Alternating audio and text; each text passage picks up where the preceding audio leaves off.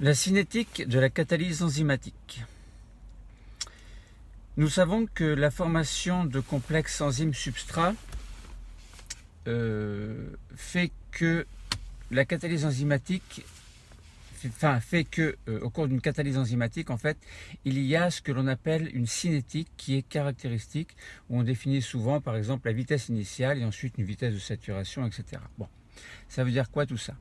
On comprend bien, par exemple, qu'une déficience en enzyme va pouvoir se traduire par un ralentissement d'une réaction chimique catalysée. Entre autres, par exemple, on peut très bien parler de vitesse initiale qui va être diminuée selon que l'enzyme est plus ou moins efficace, selon que le substrat est plus ou moins le substrat qu'il faut être, qu'il soit, entre guillemets.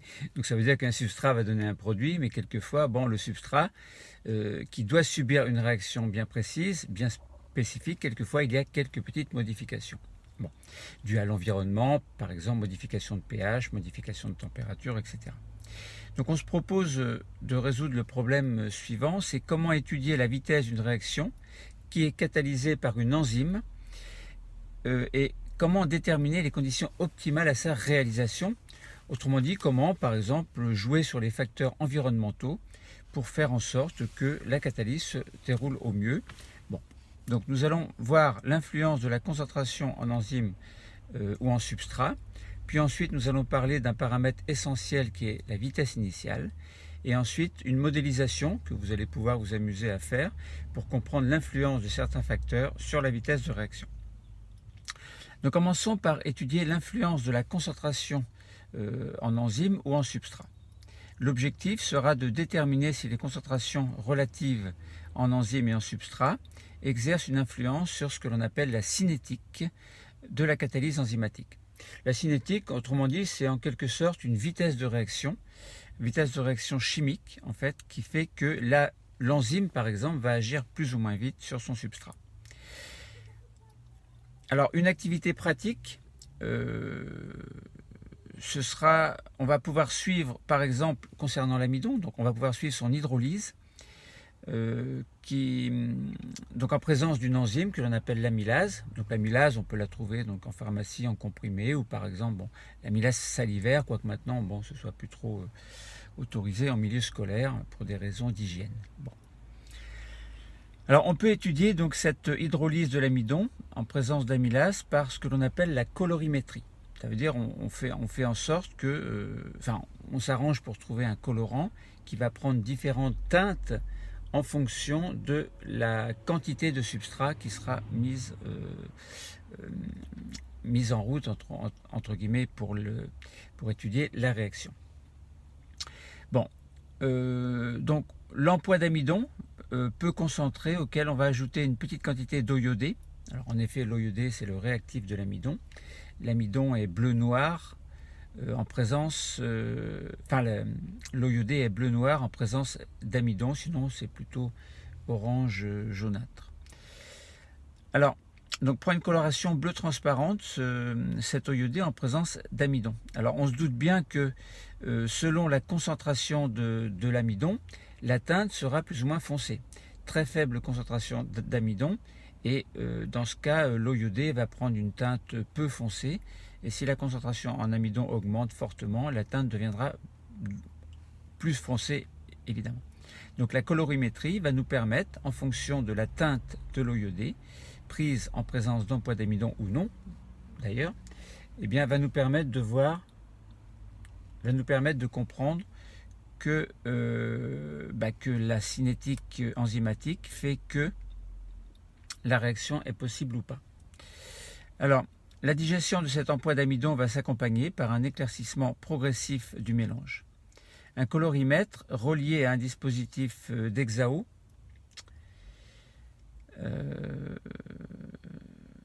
permet de mesurer l'intensité de la coloration du contenu d'un tube. Il est possible de suivre la réaction enzymatique en temps réel. Alors,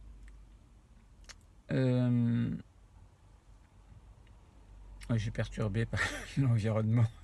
Je suis perturbé par l'environnement. L'environnement agit sur les explications. Alors, on va étudier donc l'absorbance en fonction du temps. Alors le protocole expérimental, ce sera de préparer une solution d'amylase. On met par exemple un comprimé broyé et dissous dans 50 ml d'eau. On prépare l'emploi d'amidon à 1 g par litre coloré par de l'eau iodée. Quelques gouttes pour 50 ml de façon à obtenir une solution transparente de couleur bleu marine. Donc de couleur bleu marine. Dans une cuve pour colorimètre, on va verser quelques gouttes de solution enzymatique. On va remplir la cuve avec une solution d'emploi d'amidon coloré. On va démarrer immédiatement l'enregistrement. Et puis on va faire plusieurs essais en faisant varier la quantité d'enzymes. Alors là, on voit bien qu'on met de l'emploi d'amidon, on met l'eau iodée. Donc on sait bien que l'eau iodée va prendre une teinte, on va dire noir, violet, bleuté. Alors évidemment, quand on met des concentrations croissantes, par exemple d'eau iodée, d'emploi d'amidon, donc d'amidon dans des tubes, ça veut dire que la coloration va être de plus en plus foncée. Donc on aura un bleu de plus en plus intense. Et lorsque l'on va mettre l'amylase, donc l'enzyme qui va permettre la digestion de l'amidon en glucose, eh bien ça veut dire que la coloration bleue va disparaître. Et en fonction de l'efficacité en quelque sorte de l'enzyme, la vitesse initiale, on va pouvoir en parler après, mais en fonction donc de l'efficacité de l'enzyme de l'amylase, eh bien la coloration va disparaître de plus en plus, et donc par colorimétrie, on pourra étalonner cette disparition de couleur et donc juger de l'efficacité de l'enzyme en mesurant simplement cette absorbance en fonction du temps. Alors voici les résultats. L'absorbance, on part de 0, alors 0 pour aller, 0,35 pour aller à 0,7. Alors on va simplement lire les résultats. On s'aperçoit que si on met une goutte, donc on met une certaine quantité d'amylase. Donc si on met une goutte, par exemple, donc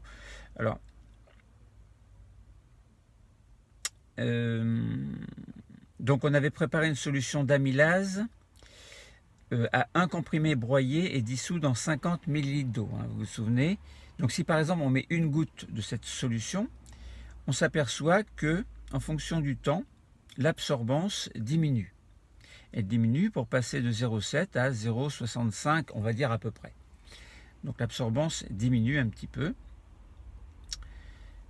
Donc ça veut dire quoi? Ça veut dire qu'il y a un petit peu de digestion tout simplement de l'amidon.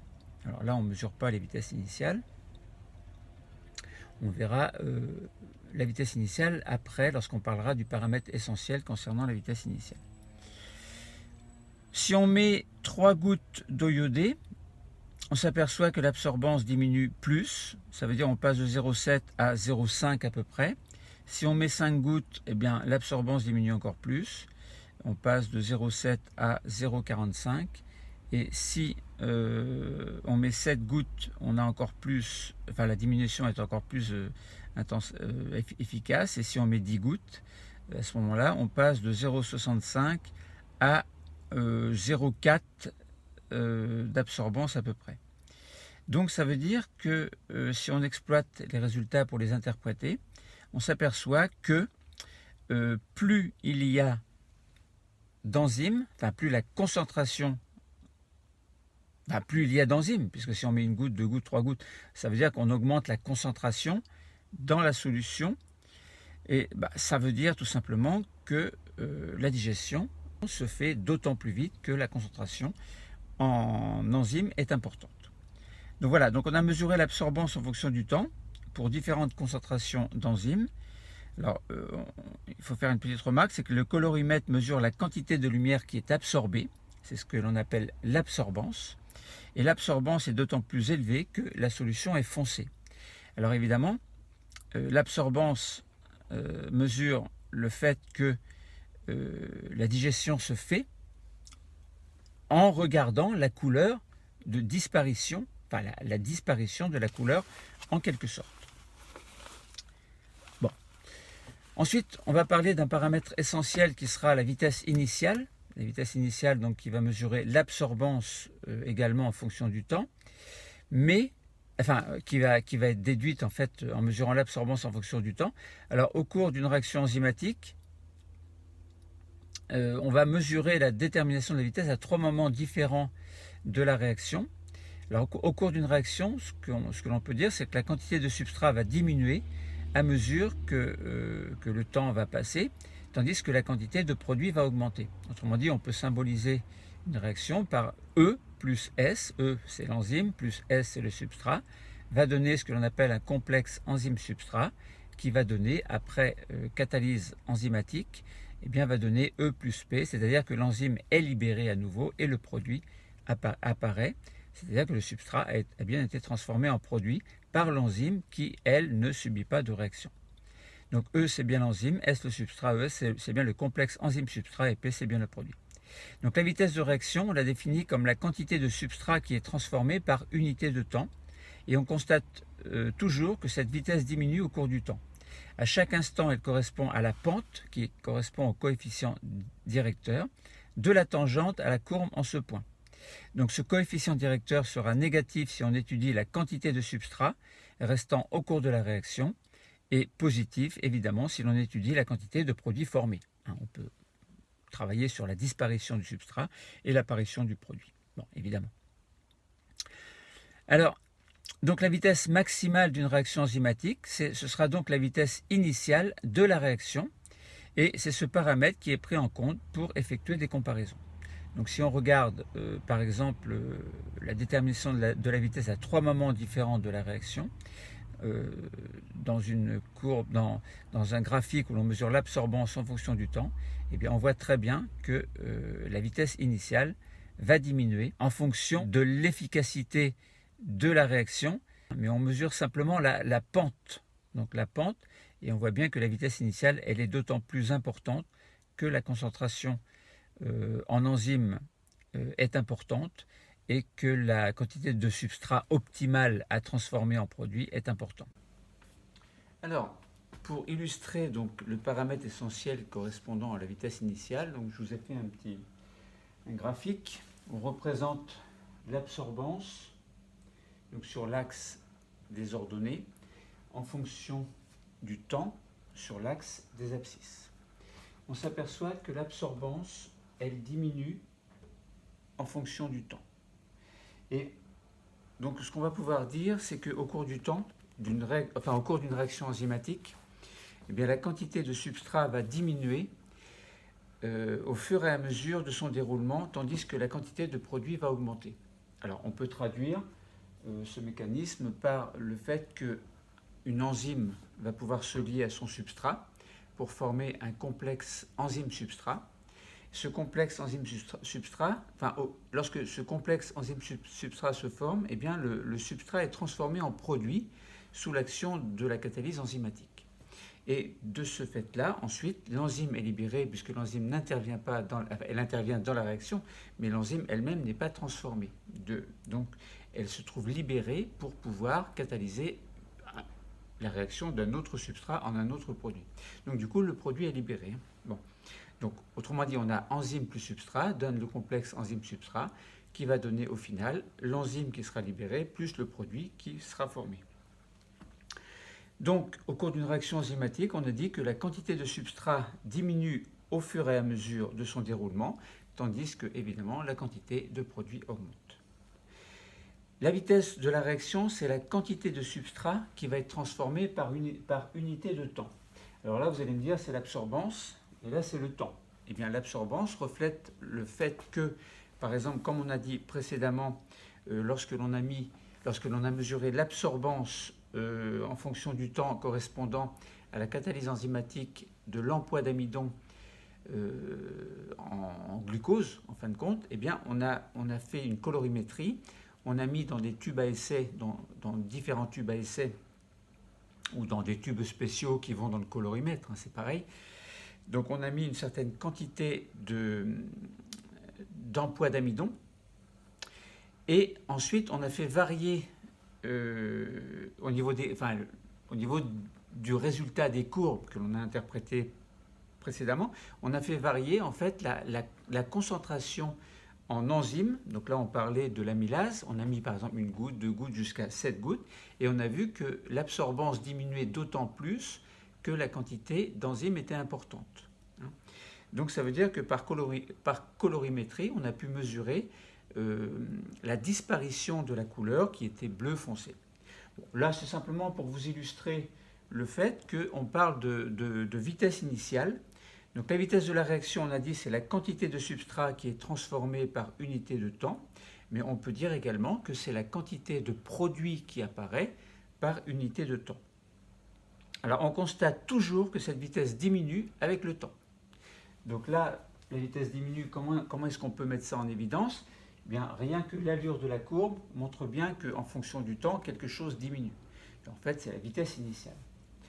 Alors, on peut se poser la question, mais c'est quoi cette vitesse initiale? Donc, à chaque instant, cette vitesse initiale correspond à la pente, donc coefficient directeur évidemment, de la tangente à la courbe en un point. Autrement dit, la vitesse initiale, je répète, c'est donc à chaque instant, on dit que cette vitesse initiale va correspondre à la pente, coefficient directeur de la tangente de la courbe en un point. Donc là, on avait bien une courbe, on prend un point, là je vous ai pris 2 points, on prend un point, on mesure la tangente. Donc la tangente, c'est une droite qui affleure qui affleure la courbe. Donc de ce fait-là, vous placez une règle, vous prenez un point, n'importe quel point, à n'importe quel endroit, et vous placez la tangente à cette courbe, et vous obtenez ce que l'on appelle la pente, c'est-à-dire le coefficient directeur, et la pente de la tangente va correspondre à ce que l'on appelle la vitesse initiale. Donc ce coefficient directeur, évidemment, que l'on appelle généralement petit a, quand on a une droite, par exemple, y égale ax plus b, ou y égale ax, eh bien, ça veut dire qu'on a un coefficient directeur qui serait le petit a. Eh bien, ce petit a sera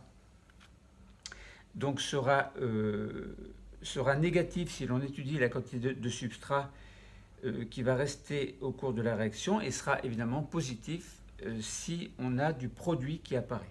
Enfin, dans le cas, si on considère la quantité de produit qui est formée. Donc ça veut dire que la vitesse maximale d'une réaction enzymatique va donc être la vitesse initiale, qui est représentée par la pente.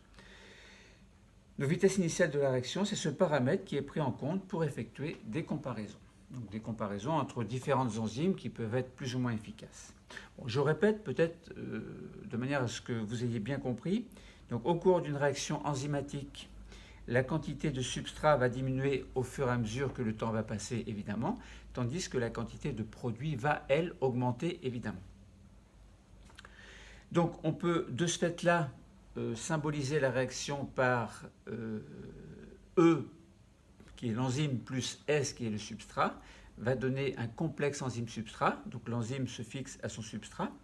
Et ensuite, libération de l'enzyme et du produit, qui est formé évidemment après catalyse enzymatique.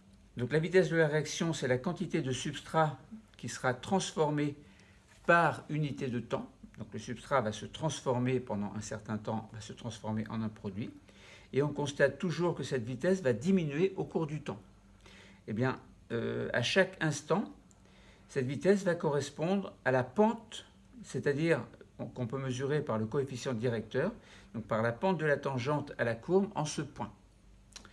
Bon, c'est ce qu'on a dit, donc vitesse initiale. Ce coefficient directeur sera évidemment négatif si on étudie la quantité de substrat qui va rester au cours de la réaction, et va être positif évidemment si on étudie la quantité de produit au cours de la réaction. Donc la vitesse maximale d'une réaction enzymatique sera donc la vitesse initiale de la réaction, et c'est ce paramètre que l'on mesure en général pour mesurer l'efficacité d'une enzyme spéciale. Par exemple, l'enzyme amylase salivaire, comme on a vu précédemment, où on peut prendre n'importe quelle autre enzyme, et on voit, par exemple, on peut mettre en évidence la spécificité de substrat également. Si par exemple on mettait, imaginons là on veut mesurer l'absorbance en fonction du temps d'une catalyse enzymatique, par exemple de l'amylase sur l'amidon. Bon, bah, c'est facile. Amidon, c'est quoi? C'est un polymère de glucose Et ce polymère de glucose va pouvoir subir la catalyse par l'amylase pour donner le produit qui sera, au final, qui sera le glucose. Donc l'amidon donne du glucose. L'amidon, c'est le substrat, le glucose, c'est le produit. Donc, et entre les deux, il y a l'enzyme amylase salivaire.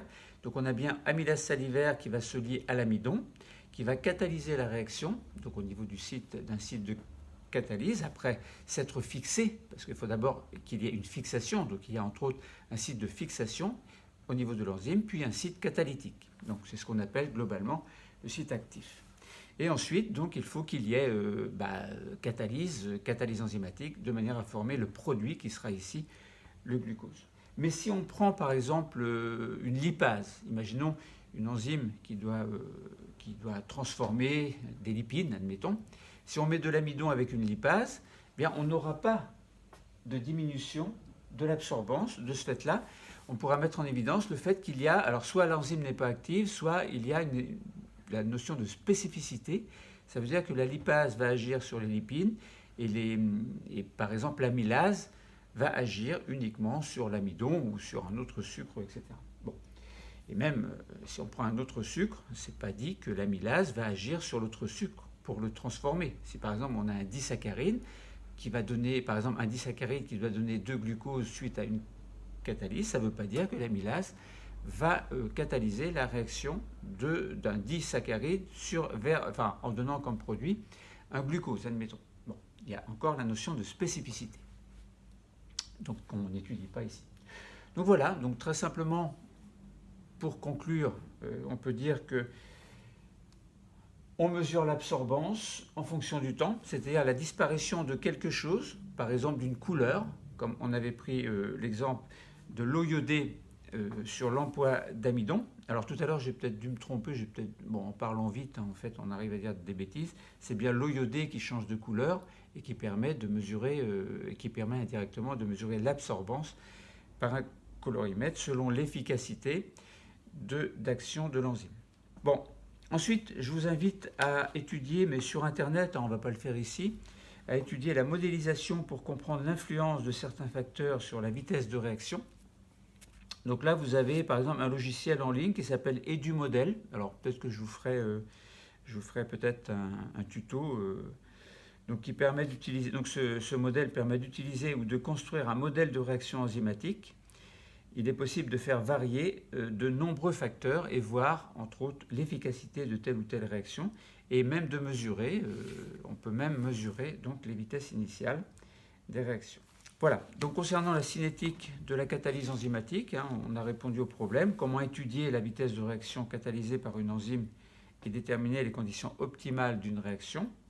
Bon, on a pris l'exemple de l'emploi d'amidon qui était transformé par une amylase et on a mesuré